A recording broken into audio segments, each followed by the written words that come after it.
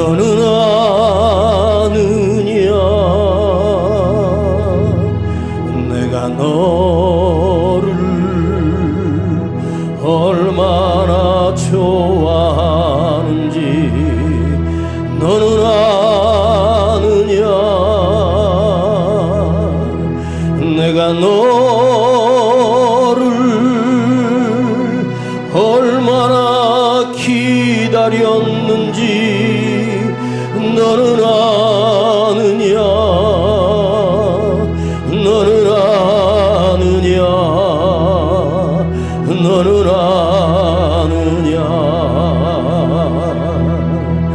내가 너를 얼마나 사랑하는지 너는 아느냐 내가 너를 얼마나 좋아하는지 너는 아느냐 내가 너를 얼마나 기다렸는지 너는 아느냐 너는 아느냐 너는 아느냐 내가 너를 살리려 나의 생명을 주었고 내가 너의 수치를 씻으려 나의 생명을 준 것을 너는 아느냐 나의 은혜를 얼마나 알며 내 사랑의 노래를 너는 아느냐 내가 너를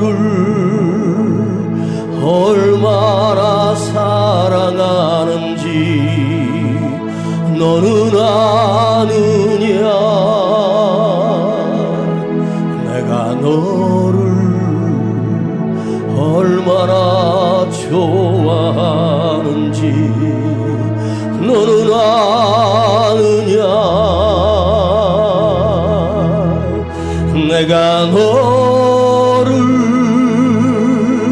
얼마나 기다렸는지 너는 아느냐 너는 아느냐 너는 아느냐 내가 너를 살리려 나의 생명을 주었고 내가 너의 수치를 씻으려 나의 생명을 준 것을 너는 아느냐 나의 은혜를 얼마나 알며 내 사랑의 노래를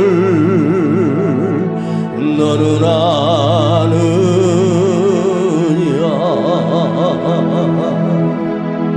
자, 요한복음 5장, 우리 요한복음 5장 보겠습니다. 신약성경 요한복음 5장 7절부터 9절까지입니다. 요한복음 5장 신약성경 7절부터 9절까지. 요한복음 5장 7절부터 9절까지.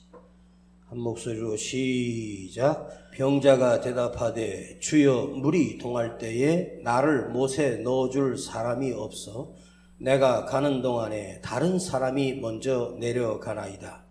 예수께서 가라사대 일어나 내 자리를 들고 걸어가라 하시니 그 사람이 곧 나와서 자리를 들고 걸어가니라. 이날은 안식일이니. 아멘. 나는 우리 성도들이 행복했으면 좋겠습니다. 평안했으면 좋겠습니다. 날마다 기뻐하며 살기를 축복합니다. 왜 목사님이 요즘 행복하다, 기쁘다, 감사하다, 평안하다 이런 얘기를 자주 할까요? 재산을 많이 가진 것도 그 사람이 목표를 이루는 순간 얼마나 허무한지 모르잖아요. 행복하다, 기쁘다, 평안하다라고 하는 것은 밖에 있는 것이 아니라 내 안에 있는 거예요. 재산이나 돈은 누군가가 나에게 빼앗아 갈 수도 있고 그것이 한순간에 없어질 수도 있어요. 그러나 내 안에 숨겨진 평안과 감사와 이 기쁨은 하나님이 주신 것이기 때문에 누구도 빼앗아 갈 수 없는 고귀하고 거룩한 하나님이 주시는 가장 복된 선물입니다. 이 기쁨이나 행복이다, 평안한 것은 밖에서 오는 것이 아니에요. 사람에게서 주어지는 것이 아닙니다. 평안이나 기쁨이나 감사는요, 위에서 내려오는 하나님이 주시는 것입니다. 또한 밖에서 일어나는 것이 아니라 내 속에서 그분이 내 안에서 함께 하심으로 내 안에서 일어나는 영적인 표현, 영적인 열매가 행복이요, 기쁨이요, 평안입니다. 누가 그래요? 기쁘게 사세요 그랬더니 기쁜 일이 있어야지 기쁘죠. 기쁜 일이 있어야 기쁘다. 행복한 일이 있어야 행복하다. 감사할 일이 있어야 감사한다. 이 말은 완전히 틀린 말입니다. 절대로 그런 것이 아니에요. 보십시오. 행복한 사람은 어떤 상황에서도 언제나 행복을 누릴 줄 압니다. 불행한 사람은 아무리 좋은 환경을 와도 그 사람은 불행하게 삽니다. 환경 때문에 우리가 행복하고 환경 때문에 우리가 기뻐하는 줄 착각합니다. 불행한 사람은요, 만일 그 사람이 어떻게 운이 좋아 천국을 가도 천국에 가서도 불행합니다. 감사하는 사람은 환경 때문에 감사하는 것이 아니라 내 안에 감사의 영이, 감사의 은혜가 살아있기 때문에 힘들고 어려운 일이 와도 주님 감사합니다 라고 고백할 수 있고 감사를 누리게 돼요. 자, 행복한 사람이 왜 행복한가 봤더니 그 사람 속에는 하나님이 주신 행복 공장이 있어요. 여러분 안에 행복 공장이 가동돼서 어떤 일이 있어도 행복했으면 좋겠습니다. 불행한 사람은요, 그 사람의 속에 불행 공장이 날마다 불행을 만들어요.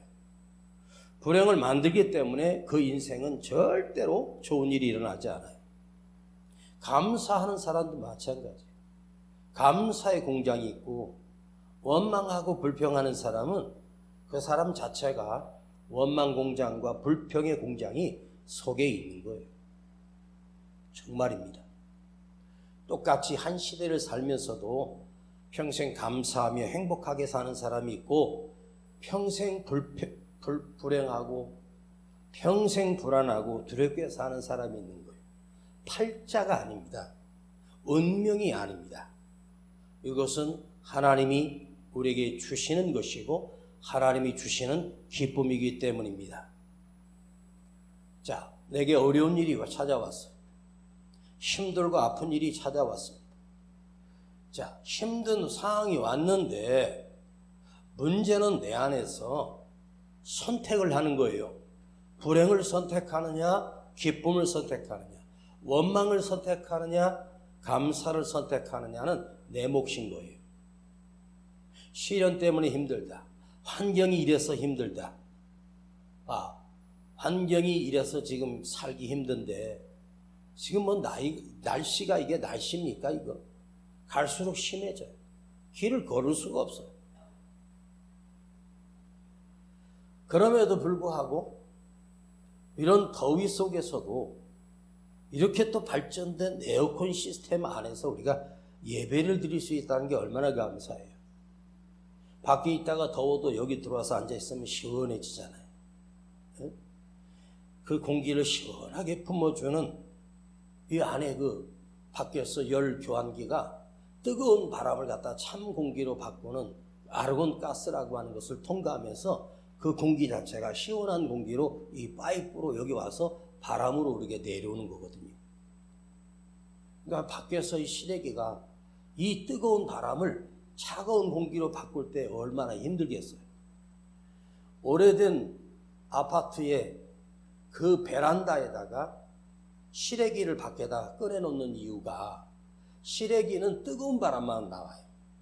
길을 걷다가 실외기 옆을 지나갈 때 더 뜨거운 공기를 느끼죠. 그 찬바람을 그만큼 덥게 해야 안에가 시원해지는 거예요. 만약에 실외기에서 찬바람이 나오면 안에 뜨거운 바람이 나오고 그건 또 온풍기 원리예요. 전기로 하는데 온풍기 원리인데 이게 서로 바뀐 거예요. 여러분, 밖에서 나에게 행복이 오고 밖에서 나에게 좋은 소식이 온다. 그것이 아니고 내 안에서 기쁨을 불러들이고 내 안에서 은혜를 불러들이고 내 안에서 행복을 불러들이는 것은 내가 선택하는 거예요. 다윗의 아들 압살롬이 반역을 일으켰어. 시녀들과 함께 밤에 얼굴을 수건으로 다윗이 다 아니까 얼굴을 수건으로 가리고 그 밤에 왕궁을 몰래 빠져나와 도망가고 있었습니다. 그때 사울가의 시므이라고 하는 사람이 사울왕을 알아보고 막 원망을 뱉으면서 네가 저주받아서 그렇다. 너 그렇게 될 줄 알았다. 그래서 막 다윗을 잘 됐다고 기뻐합니다. 옆에 있던 아비새 장군이 왕이요, 내가 지금 가서 저놈의 목을 베어버리겠습니다. 그래서 다윗이 아니다, 놔둬라. 저 시므이가 말하는 것이 하나님께서 나에게 말씀하시는 것인지 내가 어떻게 판단하겠냐. 저것 또한 하나님이 나를 향하여 깨달으라고 주신 말씀이라고 내가 소화시키겠다. 시므이 개인의 감정을 가지고 사울을 욕하는 건데 다윗을 그것을 받아들일 때 다윗은 그것을 어떻게 소화했습니까? 하나님의 말씀으로 받아들였습니다. 그때 하나님이 놀라가지고 그 다음날 다윗을 다시 왕으로 다시 복귀시켜요. 그 압살롬은 자기 자랑하다가 자기 머리에 걸려 비참하게 죽고요. 하나님이 역진시키는 거예요. 여러분이 복을 불러드리고 하나님의 역사를, 하나님의 은혜를 불러드리는 그런 하나님의 성령이 여러분 안에 계셔서 힘들고 어려울 때 난 끝났어 포기하지 말고 아니야. 하나님께서 나에게 더 좋은 것을 주실 거야. 이렇게 여러분이 받아들이면 절망도 고난도 그 통해서 하나님이 더 큰 것을 주셔요. 밖에서 오는 것이 아니에요. 하나님이 주셔야 되는 거예요. 자, 우리가 인생을 살다가 좋은 소식, 기쁨의 소식을 들었습니다. 기쁨의 소식을 듣고 반짝 즐거움, 잠깐의 즐거움을 느낍니다. 그러나 그 즐거움은 한번 생각해 보면 그림자처럼 허물어지는 것이 그 기쁨이에요. 정말 순간에 끝나는 그림자처럼. 봄이 되면 아지랭이가 피어오르지 않습니까? 멀리서 보면 그 아지랭이가 보이지만 그 사람의 눈에 착각이지 그야말로 인간이 만든 소식에 의한 기쁨은 아지랑이처럼 그냥 사라지는 거예요. 믿음이란 뭐냐? 기억해내는 거예요. 믿음은 기억력이다. 믿음은 생각의 선택이다. 먼저 무엇을 기억하는가? 그 당한 환경을 기억하는 것이 아니라, 그 당한 문제를 기억하는 것이 아니라, 믿음의 사람은 이 사건이 있기 전에 우리 주님께서 나를 향한 어떤 계획이 있기에 이런 일들이 나에게 있는가를 한번 생각해 보십시오. 그러면 주님을 기억하는 거예요. 살아계신 하나님을 기억하는 것이 바로 믿음입니다. 믿음의 반대말이 뭔지 아십니까? 절망이요, 낭망입니다. 믿음의 반대말은 절망하는 것이고 낭만하는 거예요. 근데 하나님의 자녀는 절망하고 낭망하는 것이 아니라 주님을 믿는 거예요. 아버지 하나님을 끝까지 믿는 거예요. 우리는 너무나도 쉽게 주님을 잊어버리고 삽니다. 우리는 너무나도 쉽게 자기 자신을 의지하려고 하고, 자기 경험을 의지하려고 하고, 자기 능력에 빠져 삽니다. 내가 뭘 할 수 있겠습니까? 주님이 나를 보는 순간 내가 나를 봐도 비참하고 초라하고 아무것도 할 수 없는 것이 인생이라고 하는 사실을 우리는 너무나도 잘 알고 있습니다. 우리가 사람을 만나서 그 사람을 가장 크게 축복할 때 인간끼리 하는 인사가 있죠. 복 받으세요 하는 말입니다. 복 받으라고. 여러분이 만약에 나에게 1000명이 복 받으라고 했다고 해요. 1000명이 나를 축복하며 복 받으세요, 복 받으세요를 1000번을 들었다고 해서 인간이 복을 받을 수 있겠습니까? 사람이 말하는 복은 아니에요. 그 말은 틀린 말이 아닙니다. 내가 복 있는 사람이 되는 거죠. 시편에도 복 있는 사람은 이렇게 나옵니다. 그 말은 뒤집어 보면 복 없는 사람은 있어. 복 있는 사람이 있고 복 없는 사람이 있는 거예요. 누가 복을 받으라고 해서 복을 받았으면 좋겠는데, 그러면 제가 여러분 매일 복 받으라고 1000번씩 얘기하고 설교 시간에 여러분 복 받으세요, 복 받으세요 해서 복 받을 수 있다면 얼마나 좋겠어. 다 그 말을 들어서 복을 받는 게 아니고, 복 있는 사람이 돼야 복을 받게 되는 거예요. 하나님이 오늘도 우리에게 복을 주시는데, 복 있는 사람은 복 받을 수 있는 그릇이 준비되어 있는 거예요. 그 말은 복은 삶이고 복되게 살아야 복을 받는 거예요. 우리 민족처럼 복을 좋아하는 민족이 어디 있습니까? 자, 예수님이 이 땅에 오셔서 처음으로 많은 백성들 앞에서 산상에서 8가지 복을 말씀하셨습니다. 8가지 복을 보면 심령이 가난한 자는 복이 있다니, 온유한 자가 복이 있다, 애통하는 자가 복이 있다, 목마른 자가 복이 있다. 그 복을 얘기하는데 보세요. 네가 이렇게 하면 복을 받아, 이렇게 해야지 복을 받아, 이렇게 안 해요. 이렇게 살아야 복을 받아. 가난하게 살아라, 온유하게 살아라, 울며 애통하며 살아라. 나를 향하여 목마른 자가 복이 있다. 말씀에 목마른 자가 복이 있다. 뭐죠? 복 받을 만한 사람이 돼야 복을 받고, 복 받을 짓을 해야 복을 받고. 삶이에요. 사는 거예요. 복을 받을 수 있도록. 복은요, 그냥 주어지는 것이 아니에요. 삶에서 복을 받을 수 있는 삶을 사는 사람들. 그러나 하나님이 진노를 살 수밖에 없이 그렇게 사는 사람은 진노가 와요. 복 받아야 돼? 복 받으면 돼? 만사형통해? 아니에요. 중국 사람들이요, 우리나라의 중국집이나 음식점이나 중국 사람들이 하는 집에 다 가면요, 복자를 갖다가 어떻게 붙여놨냐면 뒤집어서 붙여놨어요. 한문으로 복자를 뒤집어서 붙여놨는데, 중국 사람들이 하는 말, 하늘에서 내려와야 되니까 복을 뒤집어 놨대. 복을 뒤집어 놓으면 위에서 준다는 거예요. 중국 사람들도 뭔 아는 거예요. 하늘에서 줘야 돼. 위에서 부어줘야 되는데 위에서 주는 분이 하나님인 것은 몰랐어요.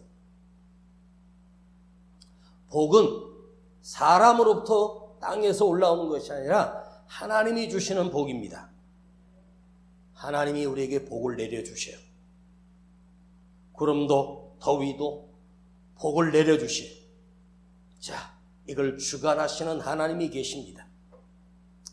마음이 가난한 자는 복이 있다. 마음이 가난하다. 주님을 사모하는 거죠. 오늘도 이 말씀에 여러분이 심령이 마음이 가난하여 하나님의 말씀을 여러분 안에 온전히 담고 돌아가면 여러분이 오늘 이 말씀이 복된 말씀이 되기를 축복합니다. 요즘 수요일 날 이 베데스다 연못에 있는 이 병든 환자를 고친 사실을 매주 수요일마다 지금 4번째 이 말씀을 강의하고 있는 중인데, 이 말씀을 묵상하면서 또 생각해보고 또 생각해보게 되는 것이 있어서 오늘 여러분과 이 비밀을 한번 풀고 싶어서 또 이 본문을 가지고 여러분과 나누려고 합니다.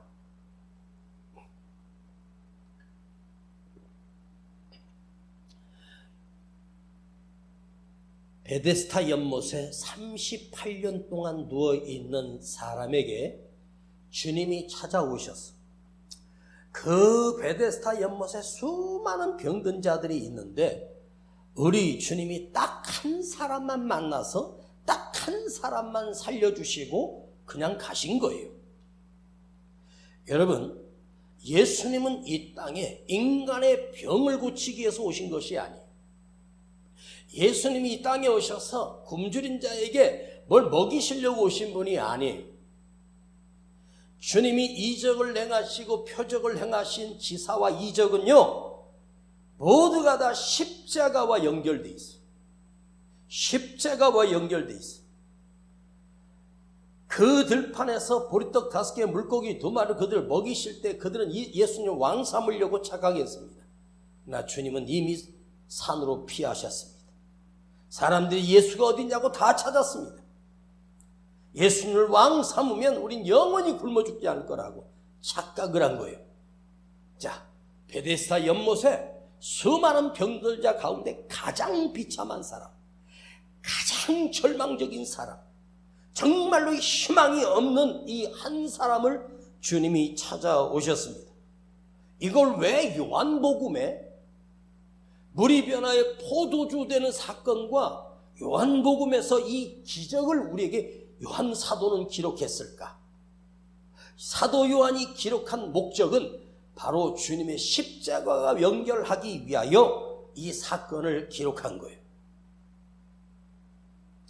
자, 이 사람이 성경이 기록됐다는 말은 우리는 이름을 알 수 없지만 이름이 없다는 것은 정확하게 이름이 없다는 그 뜻은 너희들도 예수를 믿게 된 오늘 우리를 포함한 이름 없는 사람인데,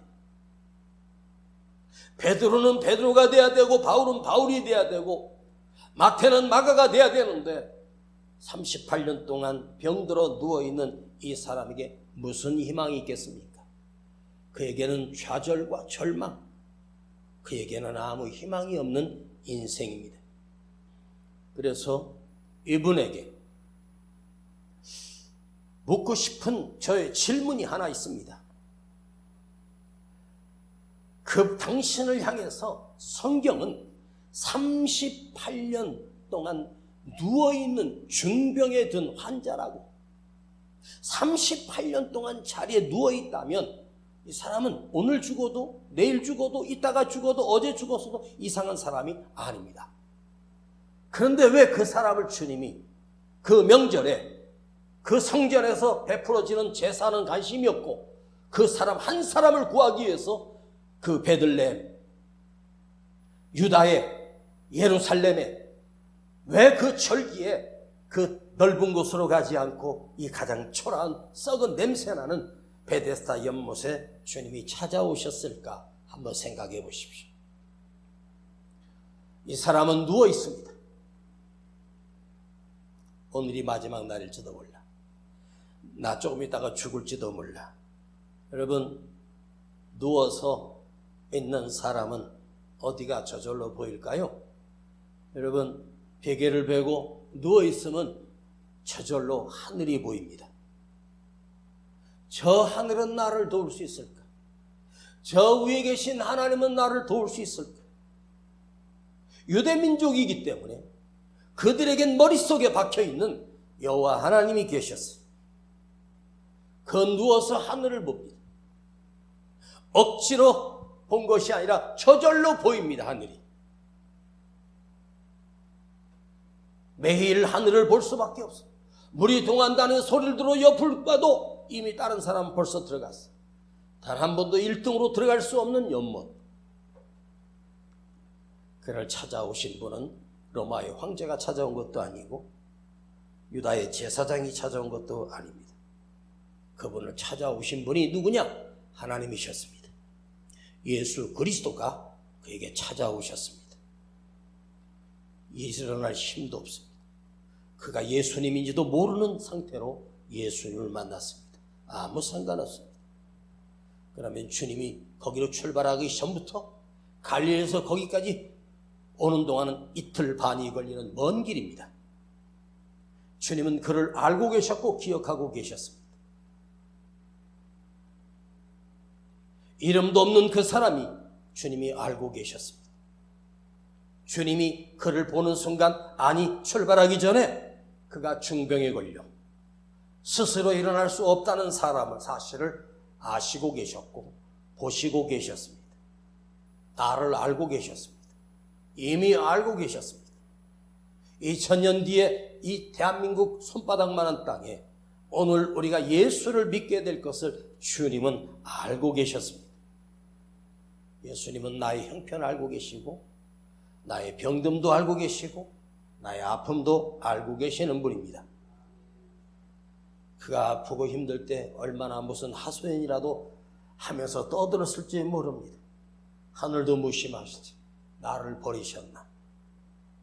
누가 와서 물어도 말도 잃어버리고 말도 할 수 없는 사람. 기도할 때 주님을 부르고 나서 그 다음 말이 떠오르지 않을 때가 있잖아요. 주님, 이렇게 억울하고 이렇게 답답하고 이렇게 힘들고 그 말이 안 나와요. 왜? 주님이 나를 알고 계시기 때문입니다. 여러분, 주여라고 부르는 그 한마디가 기도가 되고 주님께 들린다. 주님, 나를 아시지요? 내 상처도 내 고통도 내 아픔도 다 아시지요?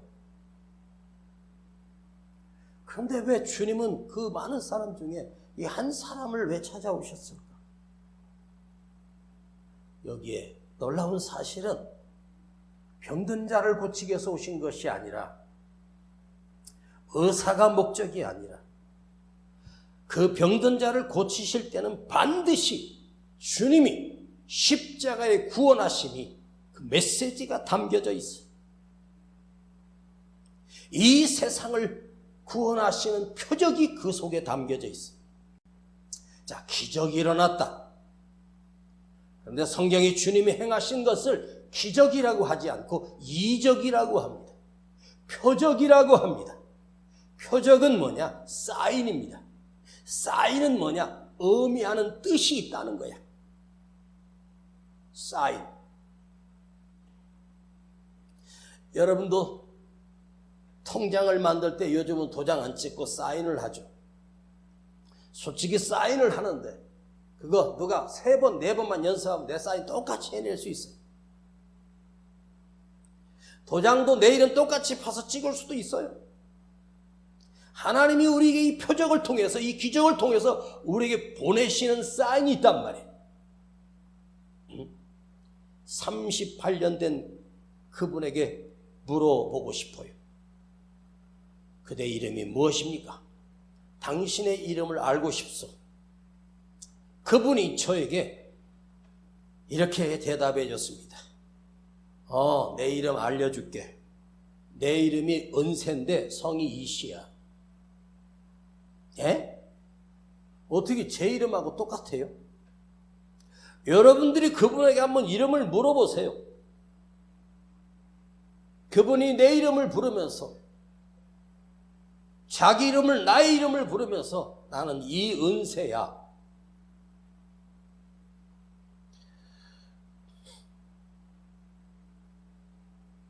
왜인지 아십니까?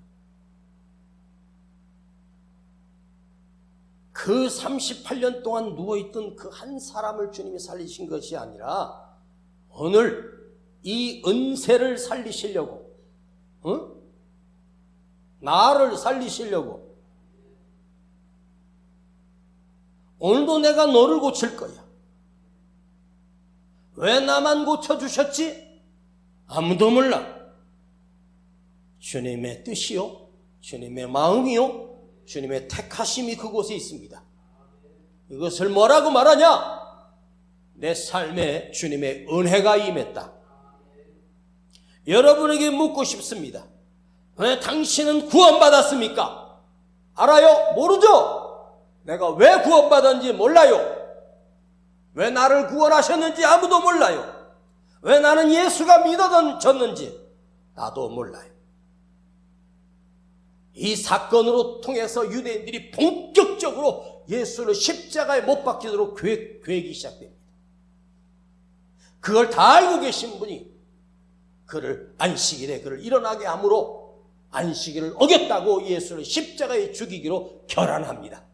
유대인들과 제사장 패거리들이 핍박을 받게 됩니다. 예수를 죽이고자. 본문 18절 한번 볼까요?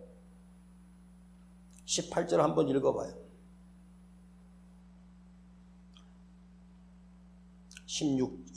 요한복음 5장 16절부터 한번 보십시다.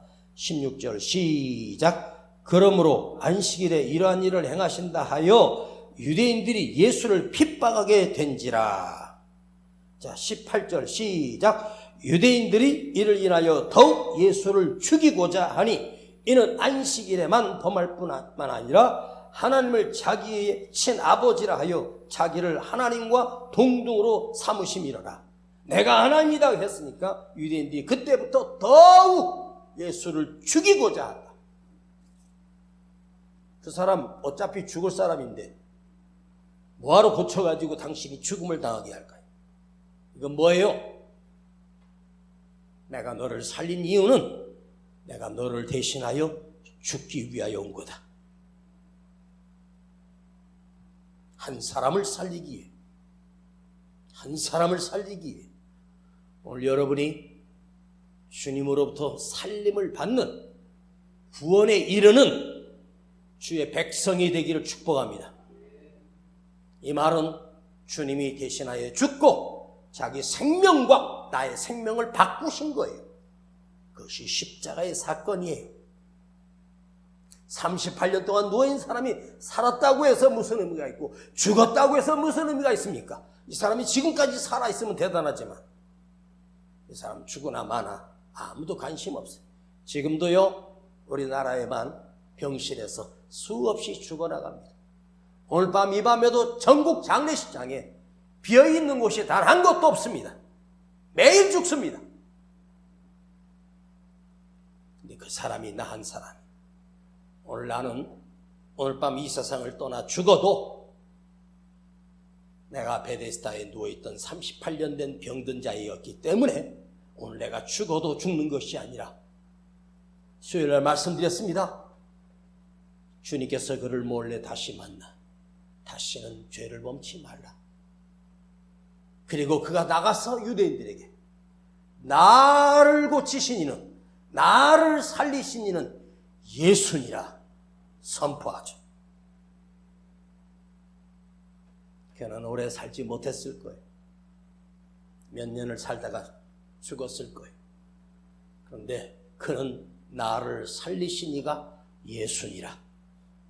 여러분도 나를 살린 이가 예수라고, 주님만이 나를 살릴 수 있다고 고백하기를 축복합니다. 말씀을 정리하겠습니다.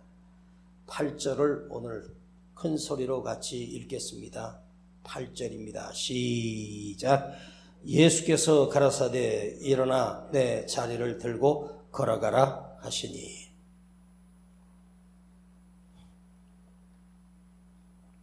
내 자리를 들고 걸어가라. 자, 걸어가라 그러면 될 건데 네 자리를 들고 걸어가라. 일어나 걸어가라. 그러면 벌떡 일어나 걸어가지.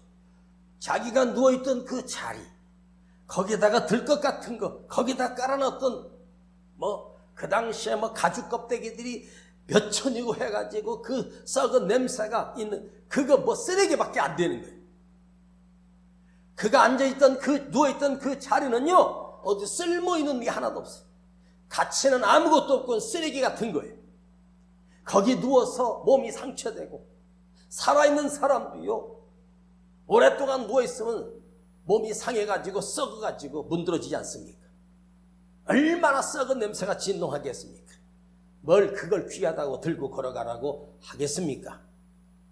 그냥 일어나 걸어가라 하면 돼요. 내 자리를 들고 걸어가라는 거예요. 네 자리를 들고 걸어가라. 중요한 메시지 3가지를 말씀드리겠습니다. 네 자리를 들고 걸어가라. 38년 동안 누워있던 그 자리, 의지하던 자리, 거기서 울고 거기서 먹고 거기서 잤던 그 자리, 내 자리를 들고 걸어가라. 그것은 너는 이곳에 다시 오지 말라. 너는 이곳에 다시 돌아오지 마. 죽음의 자리에 다시 돌아오지 마. 오늘 예수를 믿었으면 옛날에 내가 세상에서 살던 그 자리를 버려야 돼. 그 자리 집착하지 마. 여러분, 만일 여러분들이 38년 동안 병원에 입원해가지고 거기서 매일 꺼지를 하고 상처가 나고 온몸이 썩고 그러다가 기적적으로 일어났어요. 그리고 그 병원을 다시 가서 또 눕고 싶겠어? 지겹지? 혹시 그 병원의 위문을 가서 누군가가 성도가 거기 누워 있어서 거기 가가지고 내가 이 병실에서 38년 동안 입원했다가 나온 곳이야. 주님이 찾아오셔서 날 보러 내 자리를 들고 걸어가래서 내가 여기서 살아났어.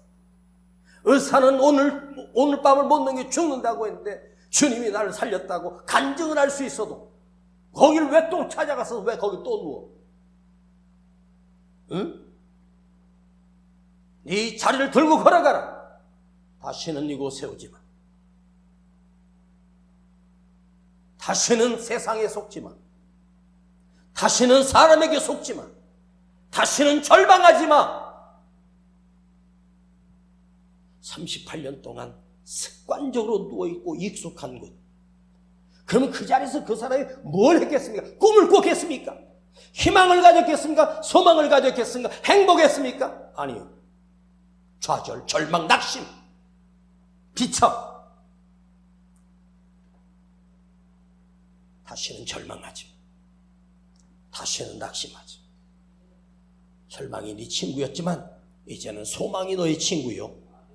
원망이 너의 친구였지만 이제는 감사가 너의 친구고, 불행이 너의 삶이었지만 나를 만난 너는 기쁨이 너의 삶이야. 다시는 절망의 자리에 오지 마라.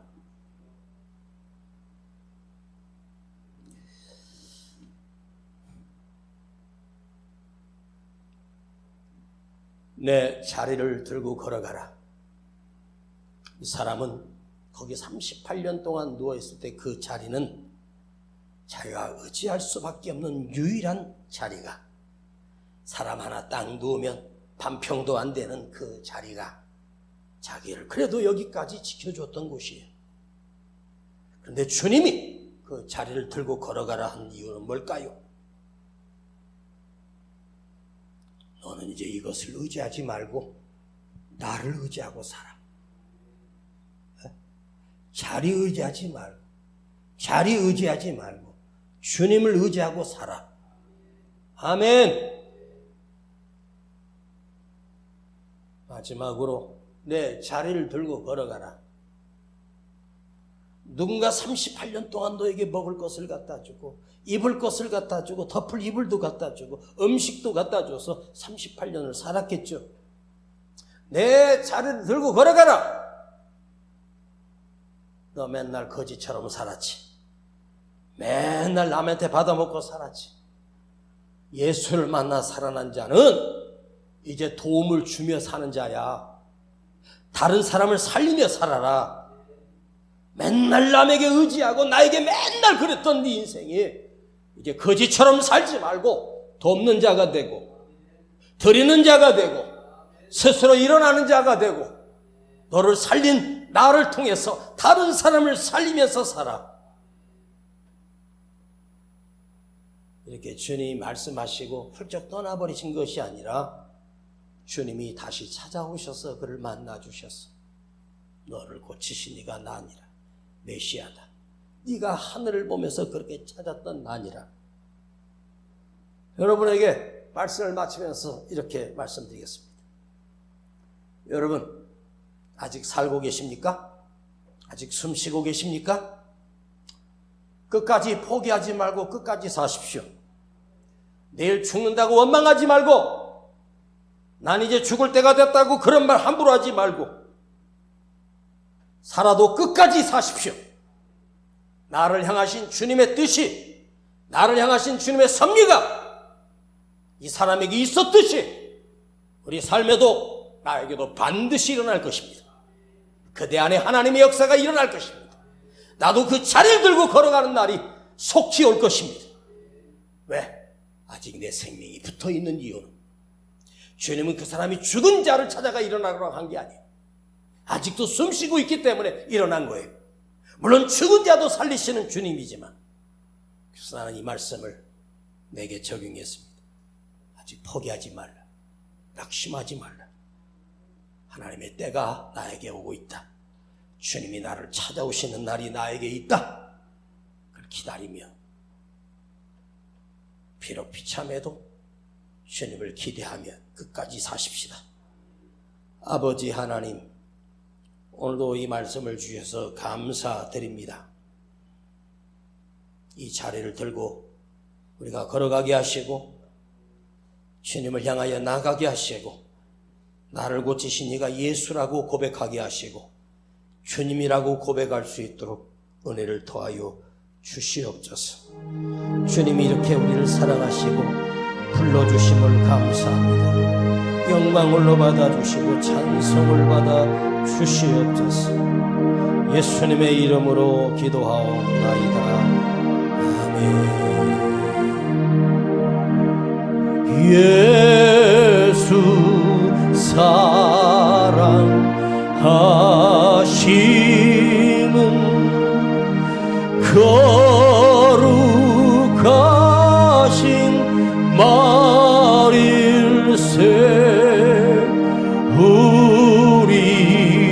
우리들은 약하라. 예수 권세 많도다. 날 사랑하신 날 사랑하신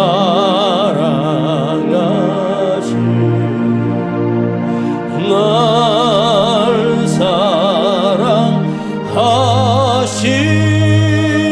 성경에 써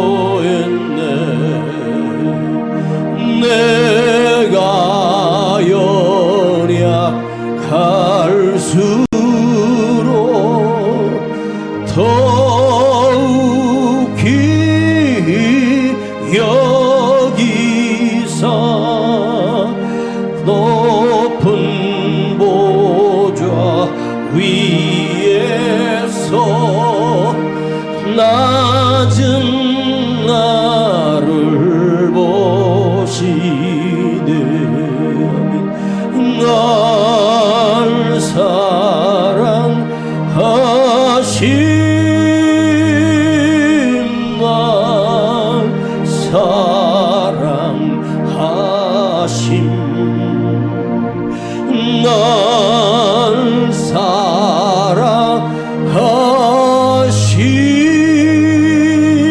성경에 써있네. 날 사랑하신, 날 사랑하신,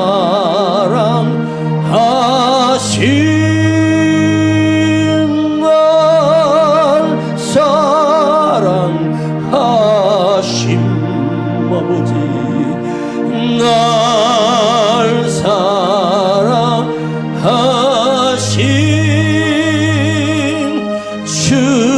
주님이 말하네. 주여 부르고 기도합니다. 38년 동안 누워있는 사람은 오늘 우리입니다. 나 자신입니다. 오늘 주님이 일어나라고 하십니다. 나를 이처럼 사랑하셔서 이곳까지 찾아오셔서 나를 만져주시고 일어나게 하신 주님, 자리 만들고 걸어간 것이 아니라 주님의 자녀 삼아주시는 놀라운 시간입니다. 여러분 안에 주님이 항상 계시고 삶을 통하여 원망하며 불평하며 살지 말게 하시고 주의 소망을 품고 아버지 하나님의 사랑을 느끼며 하루하루를 기쁨으로 숨쉬게 하시고 감사함으로 살겠습니다. 주여 부르고 기도합니다. 주여!